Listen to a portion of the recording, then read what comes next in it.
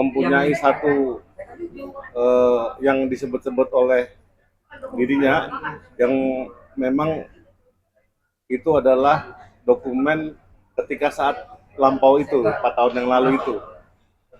Ketika itu memang ada yang namanya yang seperti disebut-sebut Ayu, ada perjanjian yang sudah ditandatangani oleh LM. Tadi saya diperlihatkan tanda tangannya di atas materai. Memang kita belum bisa mengotentifikasi apakah betul itu tanda tangan LM, tapi tertulis nama di bawahnya LM. Itu terkait apa, Pak? Karena belum dipegang dokumennya, kemungkinan besar kata klien saya itu dokumen yang disebut-sebut olehnya.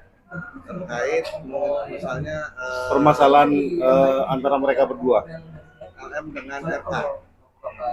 Itu permasalahannya apa? Mengenai anak atau memberikan kayak nafkah untuk anak atau gimana?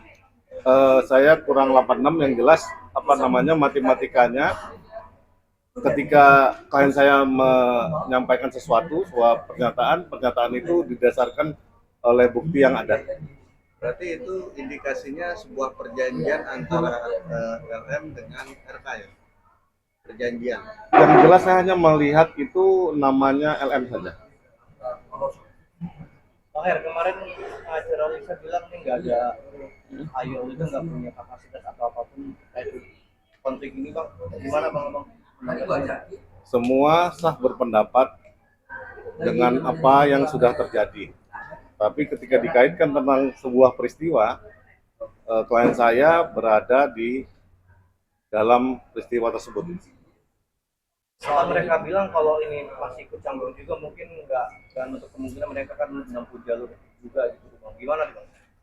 Kalau menempuh jalur hukum itu adalah yang terbaik, karena saya sebagai praktisi hukum dan penggiat hukum menyarankan seluruh netizen untuk taat dengan hukum. Artinya ketika kita ingin menyelesaikan sebuah masalah, ketika memang ada dua pihak yang berseteru atau lebih, bagusnya diselesaikan secara hukum. Ini ada indikasi nih pengacara LM yang baru ini bilang kalau si Ayu ini hanya nyari panggung atau pangsa atau gimana? Bener gak tuh bang? Ini adalah dunia infotainment. Mungkin pengacaranya LM yang baru itu tidak mengerti definisinya infotainment itu bagaimana. Bang, perihal apa sih? Pihak LM kan mengklaim kalau dia tuh udah nginep 3 hari sama RT. Gimana Bang Ayu sendiri udah? Ya, artinya begini, pernyataan yang disampaikan dari kuasa hukumnya LM tentang 3 hari menginap bersama itu tidak diterangkan lebih lanjut. Tapi dari fakta-fakta tersebut, analoginya, ya saya juga menginap bersama-sama dengan mungkin satu isi hotel itu berapa ribu orang ya. Artinya itu tidak bersama-sama karena tidak disebutkan menginap itu menginap yang bagaimana. Artinya memang yang jelas yang saya dapat fakta dari klien saya adalah bertemu hanya 1 kali. Bang, ini kan si LM sempat menyinggung bahwa AA dianggap Ayolia dianggap punya hubungan lebih dulu dengan KRK gitu. Udah ada tanggapan sendiri dari Kak Ayu seperti apa? Yang jelas klien saya menegaskan dengan terang benderang kalau memang menuduh sesuatu itu harus dibuktikan. Artinya kalau memang ada buktinya, monggo dibuktikan. Tapi menantang balik LM untuk membuktikan omongan itu ya bang ya? Demikian omongan dari klien saya. Itu jatuhnya kayak tantangan atau sama sih bang buat LM sendiri? Kalau saya pikir itu sebuah pernyataan yang cukup terang benderang ya. Artinya apapun itu ceritanya nggak bisa dibantah bahwa klien saya ada dalam peristiwa tersebut. Artinya merasa tercoreng sampai akhirnya mau berniat untuk perkara ini ke hukum karena ini kan sebuah tuduhan yang mencoreng nama baiknya gitu. Begini, kalau namanya soal hukum, semua warga negara Indonesia wajib menempuh dalam penyelesaian masalah di bawah panji-panji hukum. Tidak boleh diselesaikan dengan main hakim sendiri. Nah, ini saya peringatkan ke para netizen, jangan pernah main hakim sendiri. Karena kenapa? Main hakim sendiri itu melanggar hukum.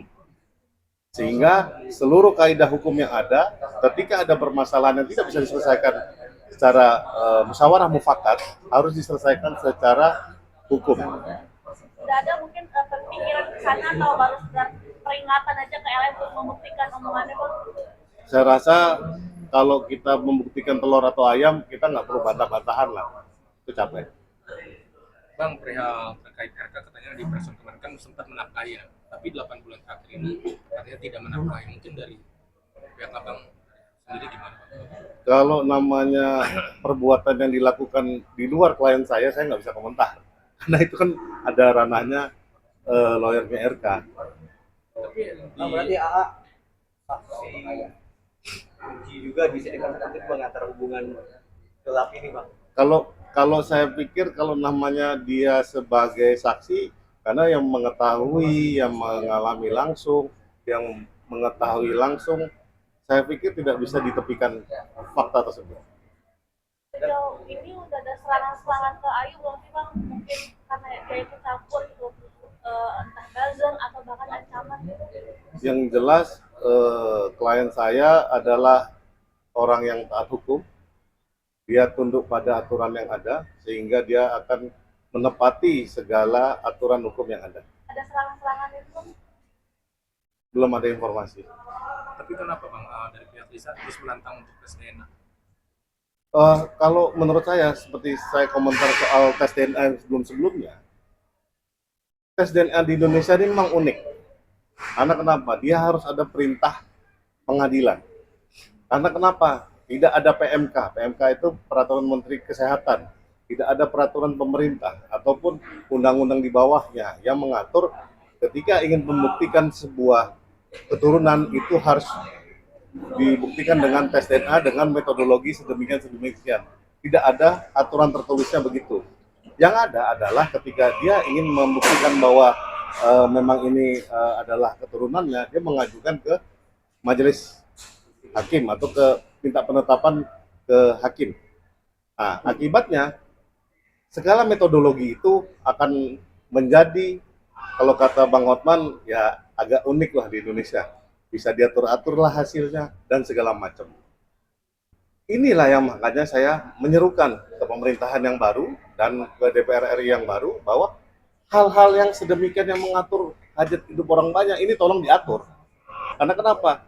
DNA ini sudah menjadi satu ketetapan ketika MK itu menetapkan di perkaranya Macica Mukhtar.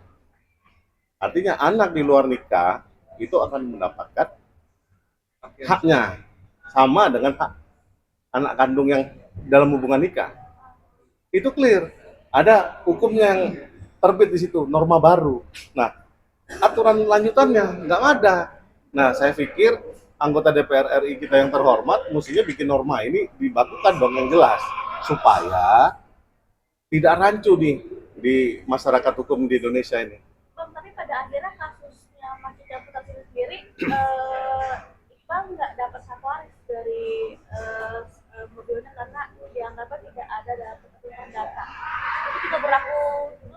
Nah, karena hukum Indonesia ada lagi aturan tambahannya, hal itu tidak berlaku surut. Nah, jadi kalau nggak berlaku untuk sebelumnya, ini yang sebetulnya menjadi sebuah dilematis di Indonesia. Hukum tumpang tindih, kayak balapan, kayak angkot, lihat itu di Bogor, berhentinya di mana, trayeknya kemana, nggak jelas. Artinya kepastian hukum di Indonesia itu mesti clear and clean. Karena tidak ada lagi cara lain di dunia, apalagi sudah dibuktikan ada gonjang-ganjing perang tarif sama Trump. Kepastian hukum Indonesia ini jadi taruhannya. Dia kalau tidak dibenahi, makin nggak karuan gitu. Bang ya kan AA juga kenal kedua belah pihak Bang ya. Tapi statement yang dikeluarkan ini lebih menguntungkan kemana Bang menurut Abang Bang? Ke LM atau ke RK Bang? Yang jelas permasalahan internal wajib diselesaikan musyawarah mufakat dulu. ketika memang tidak bisa diselesaikan secara mufakat, jalur hukum akan menjadi jawabannya. Tapi ingat, menang jadi arang, kalah jadi abu. Maksudnya niatnya AA sendiri berkomentar itu apa bang menurut abang? Karena dia itu adalah bagian yang tidak terpisahkan dari sebuah peristiwa yang diceritakan oleh LM. Mau nggak mau, dia harus bercerita. Diluruskan. Nggak, dia harus bercerita saja. Dia mau cari panggung atau mau cari apa, this is infotainment, man. Wake up. Terkait AA yang mengatakan LM jalan ke apa itu gimana Bang? Itu tuduhan yang sangat-sangat luar biasa ya. Artinya begini, tidak bisa dibantah yang namanya kejadian tersebut tanpa ada asal muasalnya. Kita harus di backtrack historinya, dia siapa, asbabul nuzulnya gimana. Apakah betul? Apakah tidak betul? Kalau tidak betul, laporin aja klien saya. Pusing amat. Biasanya kalau ini pandangan awam ya, seseorang merasa terjepit, kemudian dia meminta pengacara untuk menjadi jubir. Ini kepentingan Ayu Aulia sendiri membutuhkan pengacara apakah dia merasa akan dilaporkan kah atau dia merasa ada salah seperti apa gitu Bang? Pak Ayu Aulia ini bukan kali pertama menunjuk saya. Sebelumnya perkara yang di Jakarta Selatan sebelum dipegang sama Sunan Kalijaga itu kantor saya dulu. Artinya begini, semua orang yang bermasalah itu berhak menunjuk kuasa hukumnya. Jangan main hakim sendiri. Artinya, para netizen yang budiman di rumah, kalau nggak tahu hukum, jangan main hakim sendiri. Tunjuk pengacara. Karena Anda itu nggak belajar hukum. Anda harus tanya yang ahli. Untuk jadi jubir Ayu untuk kasih tahu ke netizen mungkin seperti apa urusannya seperti apa. Yang jelas, inilah edukasi soal hukum dan kepastian hukum di Indonesia.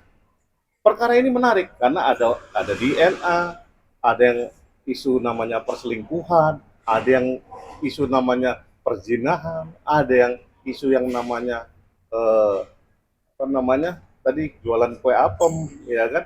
Seru ini.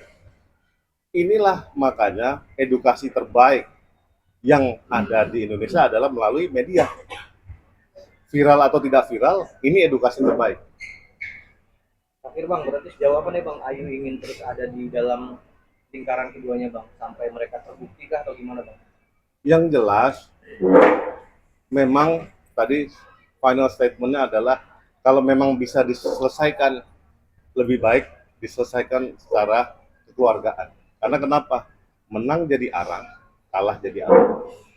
Oh, sorry bang, menyambung tadi yang soal tes DNA ya bang. Kalau di negara ini kan harus ada hukum dulu ya bang, itu terlibat di situ kan. Dalam arti berarti di sini kan merugikan pasti pihak yang memang membutuhkan kepastian. Dalam arti bilang ada yang harus terlibatnya dari Kementerian Kesehatan ya. Bisa nggak bang kira-kira untuk diubah seperti itu? Karena kalau seperti ini kan jadi membuat kerugian pasti satu pihak.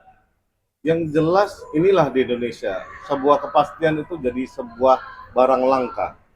Karena tumpang tindihnya peraturan-peraturan yang ada itu mengakibatkan ketidakpastian yang nyata.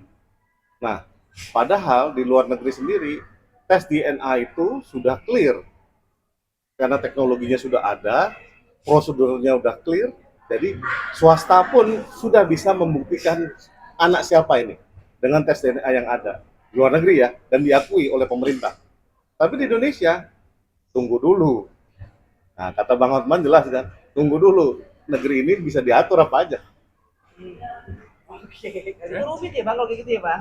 Ya, makanya kita harus membuka mata dan sadar bahwa sebetulnya separah inilah negeri kita.